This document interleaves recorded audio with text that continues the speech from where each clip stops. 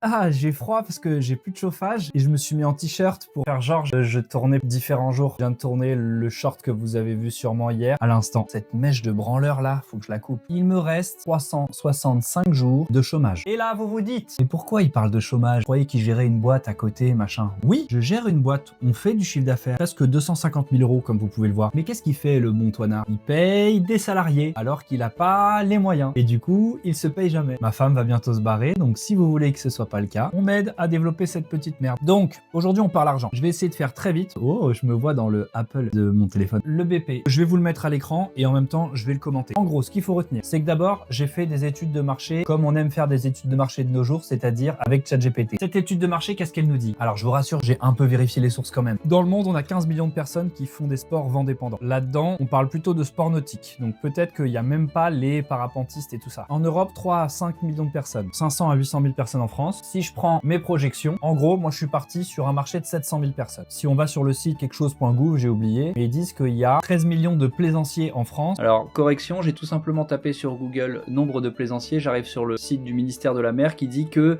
on a entre 4 et 11 millions de pratiquants de loisirs nautiques réguliers ou occasionnels. Donc voilà, je vous laisse vous débrouiller avec ces deux sources. Moi, j'y comprends rien. Plaisancier, c'est du mec comme nous qui font du kite, du surf, du windsurf, du machin, mais aussi le mec qui fait du paddle à Palavas-les-Flots une fois par an. Celui-là, pas sûr qu'il achète. Donc si on part sur un marché de 700 000 personnes, admettons j'en vends 300 la première année, je prends 0,04% du marché. Ça me paraît être raisonnable. Admettons que je vende ce produit 190 euros. Oui, je sais, mais franchement, c'est un outil avec de la technologie. Par contre, il faut que ça les vaille. Donc ce prix ne veut rien dire. Ah oui, disclaimer, un business plan, ça ne sert à rien, mais on le fait quand même parce que ça permet de donner une vision, parler à des investisseurs, les investisseurs puissent se projeter dans le temps, et d'autant plus en B2C, on me l'a confirmé, donc en business to consumer, quand on vend directement à des gens et pas à des entreprises, ça ne veut rien dire un business plan, on ne le tiendra jamais réellement. Ok, mais il faut le faire quand même. Ou un putain de moustique. Allez. Ah vraiment, c'est les seuls pour qui j'ai aucune pitié, je suis désolé, les araignées maintenant je les tue plus, je les relâche et tout, mais les moustiques les gars, d'ailleurs elles font pas leur taf les petites spiders, elles sont censées me les bouffer quoi. Donc oui, le business plan, on le sait, ça veut rien dire, on n'est pas du tout sûr de le tenir, mais ça permet quand même de poser des bases et de savoir si on va dans le mur ou pas. Spoiler, on va dans le mur. Mais c'est pas grave, on aime ce qu'on fait, d'accord? Si j'en vends 300 la première année, que on les vend à 190 euros, ça nous fait 57 000 euros de chiffre d'affaires. On va enlever le coût unitaire de production. J'ai mis volontairement un coût unitaire de production assez élevé, en espérant que ça ne soit pas le cas. Et là, j'ai mis 95 euros. Donc 95 fois 300, on enlève 28 500 euros. Là, vous vous dites, mais il est complètement con. Normalement, la norme en B2C, pour être une entreprise qui survit, c'est qu'on fait une marge de x5. C'est-à-dire que si mon coût de production était à 95 euros, je devrais le vendre 500 euros. Cela étant dit, tous mes conseils m'ont dit, ça sert à rien de dire à ta communauté pourquoi tu dois faire une marge de x5. Ils ne le comprendront jamais. Les gens ne le comprennent pas. Ils seront forcément, ils auront l'impression que tu te fais de la thune sur leur dos. Bah voilà, je vous le dis quand même, parce que j'ai envie d'être honnête. Mais donc pour l'instant, mon coût de production, faut qu'il tombe à 190 divisé par 5, 38 euros. Donc en fait, il faut que ça me coûte 40 euros. Franchement, si j'achète en masse, je pense que je serai à 40 euros de coût de production. Le coût d'acquisition moyen, ce qu'on appelle le CAC, dans le bon jargon du business plan et de l'étude de marché. Le coût d'acquisition client, c'est combien ça me coûte à chaque fois que vous achetez. C'est-à-dire, je vais faire des pubs sur Instagram, sur Facebook, faire du marketing, des belles affiches. Enfin, bref, vous avez compris, tout ça, tout ce qui pousse le client à acheter, mon site internet, tout ça, je les prends, je le divise par nombre de clients. Il faut que ça soit 50 euros. Donc là, on enlève notre coût d'acquisition client, ça fait 50 euros. Donc on enlève 15 000 euros, parce que 50 fois 300. Et puis après, on enlève les provisions, les garanties, les retours, donc 5% de SAV, en gros, 2850 euros. Donc là, sur les 57 000 euros de chiffre d'affaires, il nous reste 10 000 euros. 10 650 plus exactement. Après, les coûts opérationnels. Bon, la première année, pas de coûts. 5 000 euros de frais de marketing, j'ai mis, on verra. 2 000 euros de frais gestion comptable, ok. Et R&D prototypage, parce qu'on voudra élargir la gamme, peut-être, j'ai mis 3 000 euros. Peut-être un peu gourmand le mec, mais bon, on verra. Ce qui fait qu'il nous reste 3 650 euros. Après, on a les freelance designers, 3 000 euros. L'assurance, pas sûr que j'en prenne une, mais c'est 1000 balles. Le logiciel pour les emails, le CRM, j'en prends pas, mais l'hébergement de mon site web, tout le matériel de papeterie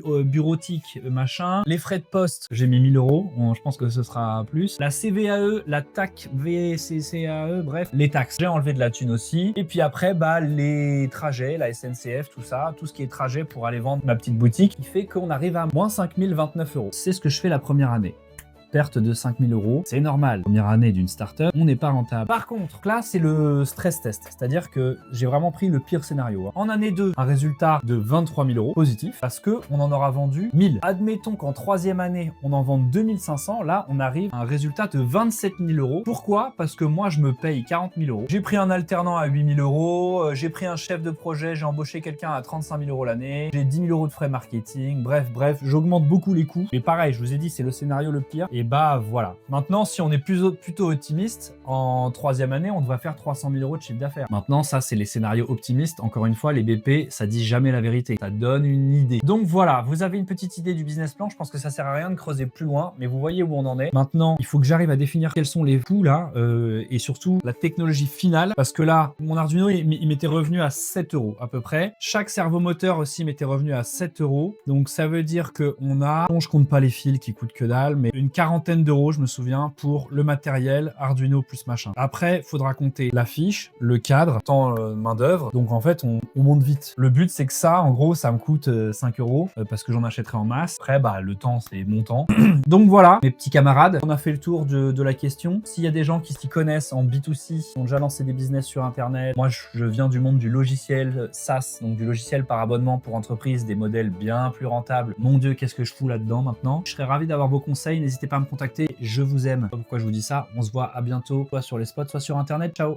J'ai